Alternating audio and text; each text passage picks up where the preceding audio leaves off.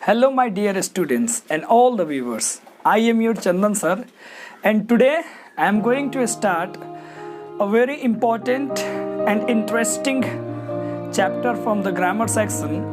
The name of this particular chapter is preposition, and I think most of the students are very confused with this chapter, but I hope I will try my best to make you understand. Okay, but before I start this chapter, I request you please subscribe our channel so that you can get the important notification on the right time. So let's my dear students, तो फिर शुरू किया जाए इस session को। देखिए, पहले इस चैप्टर को शुरू करने से पहले मैं आप सभी हमारे प्यारे जो भी दर्शकगण हैं, विद्यार्थी हैं, जितने भी जो है देखने वाले लोग हैं, मैं उनको बता दूं कि ये चैप्टर जो है एकेडमिक सेक्शन में तो इम्पोर्टेंट है ही है, और साथ ही साथ ये आपके कॉम्पिटिटिव सेक्शन में जो है ये बहुत ज़्यादा इम्पोर्टेंट है। इससे रिलेटेड क्वेश्चन तकरीबन जितने भी एग्जाम्स होते हैं, अगर उसमें इंग्लिश से क्वेश्चन आता है ना भैया, तो फिर प्रीपोजिशन से क्वेश्चन आता ही आता है। तो इस चैप्टर को मैं शुरू करूँगा, ठीक है। तो सबसे पहले मैं एक चीज़ बता दूं, फिर चैप्टर में हम लोग आएंगे, और मैं ये तो ज़रूर कहूँगा कि अब तक आपने जितना भी प्रीपोजिशन पढ़ा होगा, शायद ये आपको उससे बेहतर और बहुत बेहतर लगने वाला है। इसीलिए दिल थाम के बैठिए और जुड़े रहिए ऐसी इंग्लिश क्लासेस के साथ, ठीक है। देखिए, ये जो चैप्टर है ना, प्रीपोजिशन, बहुत लोग इसको पढ़ते हैं भाई प्रीपोजिशन, प्रीपोजिशन, लेकिन इसको पढ़ा क्या जाता है प्रीपोजिशन। पोजीशन नाम का शब्द नहीं, पोजीशन कहेंगे, ठीक है। पहले तो बात ये आ गई, थोड़ी सी जानकारी ले लेते हैं, फिर हम आपको वहाँ चलेंगे जहाँ हमें जाना चाहिए। अगर इस वर्ड को हम लोग दो भागों में तोड़ने का प्रयास करें बंधु, ठीक है ना, प्री प्लस पोजीशन, तो अगर हम देखना चाहें तो इस प्री का मतलब होता है बिफोर, यानी कि पहले, और पोजीशन का मतलब क्या होता है किसी चीज की स्थिति, ठीक है। तब ये किसी ना किसी पोजीशन के पहले आने वाला शब्द ही क्या कहलाता है, बोलेंगे जरा, प्रीपोजिशन। किसी ना किसी, अब किस चीज के पहले ये आता है, आकर के क्या करता है, प्रीपोजिशन को डिफाइन कैसे करे, ये सारी चीजें स्टार्ट करने से पहले मैं आप सभी के सामने है ना कुछ क्वेश्चन देने जा रहा हूँ, ठीक है। और इस क्वेश्चन से आप अपने आप को थोड़ा सा मापने का प्रयास करिएगा कि बचपन से लेकर अभी तक आपने जितना भी प्रीपोजिशन पढ़ा होगा वो पूरा आप दिमाग लगा दीजिएगा, ठीक है। और बस दिए गए क्वेश्चन को आपको जो भी है ट्रू और फॉल्स में आपको बस यही बता देना, ठीक है ना। तो मैं फिर क्वेश्चन को लिखना शुरू करूं, बस आपको क्या करना है, ट्रू और फॉल्स बता देने हैं, ठीक है ना। तो चलिए हम लोग क्वेश्चन को लिखना शुरू करते हैं, फिर हम लोग पहुंचेंगे जहां जाना है वहां, ठीक है। रोकना चाहे तो रोक सकते हैं। चलिए, हाँ, ओके। तो मैंने जो है कुछ क्वेश्चन, देखिए हमारे पास ये जो व्हाइट बोर्ड है थोड़ा सा साइज इसका छोटा है, इसीलिए थोड़ा सा क्वेश्चन अट पाया है, ठीक है ना। तो आप जो है इस क्वेश्चन को देखिए, बस आपको इसमें दो ही चीज़ टिक आउट करना है, ये राइट है तो ये वाला, और रॉन्ग है तो ये वाला। करिए फटाफट, बस देखते जाइए और करते जाइए।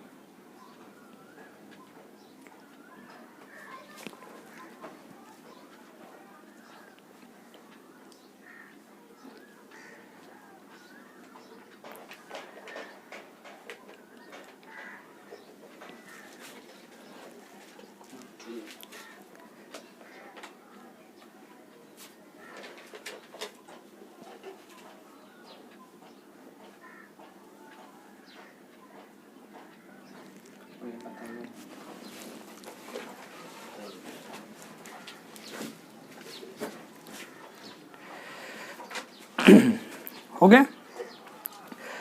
तो फिर आइए देखते हैं कि आपकी जो अभी तक की समझबूझ है प्रीपोजिशन चैप्टर की वो कहाँ तक है। ठीक है, फिर हम जो है इसको एकदम जीरो लेवल से शुरू करेंगे और आपको हीरो लेवल तक लेकर के साथ में चलेंगे। ठीक है, और एकदम दिल थाम कर रहिए, ये एकेडमिक सेक्शन से होते हुए पूरा कॉम्पिटिटिव सेक्शन तक जाएगा।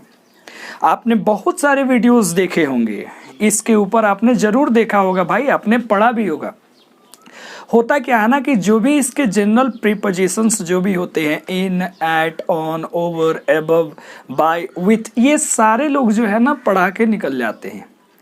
लेकिन जब फ्रेजल वर्ब की बात आती है, जब फिक्स्ड प्रीपोजिशन की बात आती है, जब इडियोमेटिक प्रीपोजिशंस की बात आती है, तो मेन क्वेश्चन कंपटीशन का वहीं से पूछा जाता है। तो हम लोग इस पूरे चैप्टर को, चैप्टर तो जाहिर सी बात है बड़ा है, ठीक है, तो इसको हम लोग पार्ट बाय पार्ट लेकर के चलेंगे। ठीक है ना, ये अपना पार्ट 1 अभी चल रहा है, केवल इंट्रोडक्शन। ठीक है, फिर पार्ट 2, पार्ट 3, पार्ट 4, ऐसे जहाँ तक जाएगा मैं कोशिश करूँगा पूरा चैप्टर कंप्लीट करा के ही दम लूँ। ठीक है ना भाई, तो देख लो भैया, ये पहला सेंटेंस है, I entered into the room. अब आपने क्या सही किया, आपने इसको रॉन्ग किया, ये राइट किया, वो आप जाने। अब मैं क्या करने वाला हूँ वो आप देखें। तो भैया अगर इसको देखा जाए कायदे से तो ये सेंटेंस रॉन्ग है।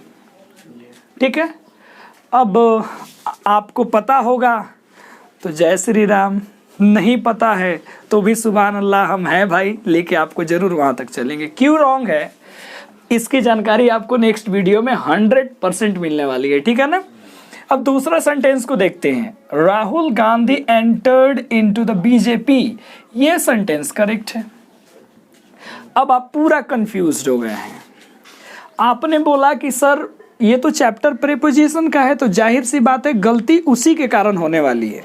तो ये तो ठीक ही है, यहाँ एंटर्ड के साथ इनटू तो भैया गलत हो गया, ये एंटर्ड के साथ लग गया इनटू तो ये सही हो गया। आखिर वाई दिस कोलावेरिटी, ऐसा क्यों हो रहा है? ठीक है, तो भगवान करे आपके मन में कन्फ्यूजन बनते चला जाए और जैसे मैं चैप्टर में घुसूंगा एकदम आग लगेगा। ठीक है ना, और ये सारे कंसेप्ट आपके क्लियर होते जाएंगे।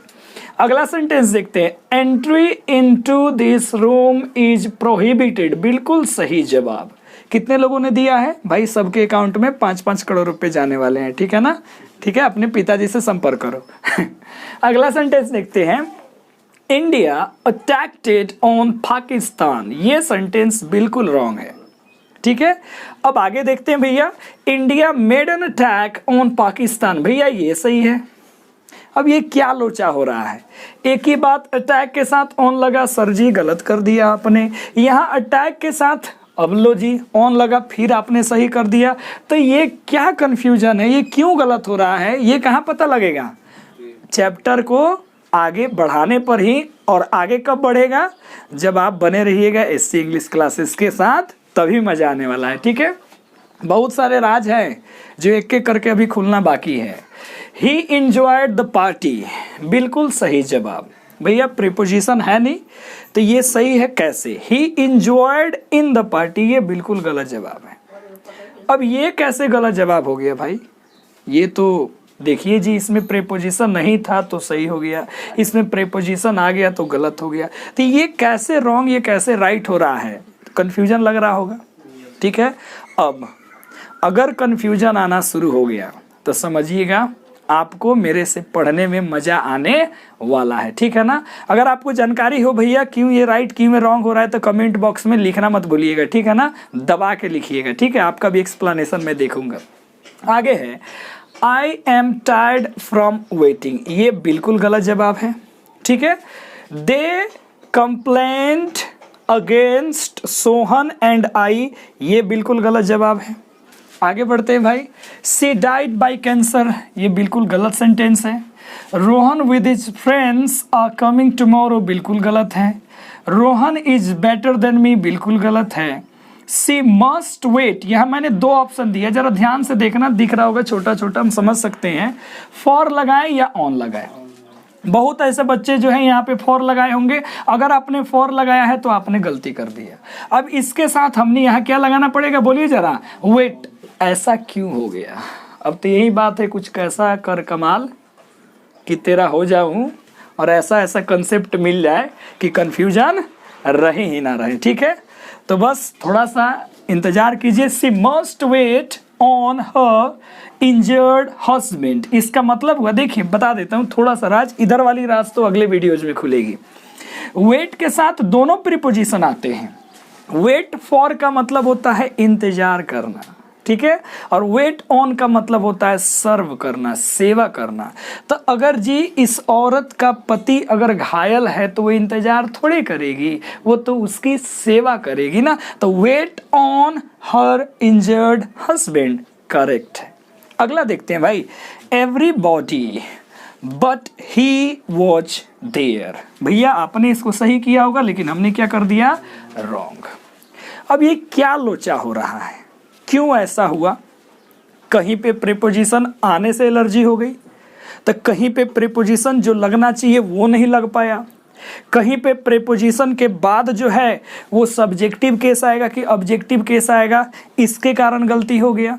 ठीक है, और कहीं पे जो है एप्रोप्रिएट वर्ब लगना चाहिए था वो नहीं लग पाया। तो आखिर ये जितना भी ये कन्फ्यूजन चल रहा है, मैंने जानबूझ के आपको कन्फ्यूज्ड किया है कि आप जो है देखिए आगे चैप्टर को, ठीक है, और इसके बाद जो है आप कोई भी क्वेश्चन उठाएंगे ना, तब मेरा अप्रोच आपको एकदम सार्थक साबित होगा, वो पूरा आपका क्वेश्चन मजे से बनेगा। ठीक है भाई, तो फिर कन्फ्यूजन आपके चैप्टर भेजे में गया ना, अभी जाने दीजिए कन्फ्यूजन ऐसा क्यों हुआ। तो फिर हम लोग चैप्टर को आगे बढ़ाए ना, बोलिए, चलिए चैप्टर को आगे बढ़ाते हैं। और हाँ, जैसे जैसे कॉन्सेप्ट आगे बढ़ेगा वैसे वैसे ये सारे क्वेश्चन जो है ना सही और गलत क्यों है इसका जवाब आपको मिलते जाएगा, और मैं रिवाइंड करा दूंगा कि वहाँ गलत था आंसर ये होगा, वहाँ सही था यूं सही है। ठीक है ना, बस अब आगे बढ़ते हैं चैप्टर को, चलिए।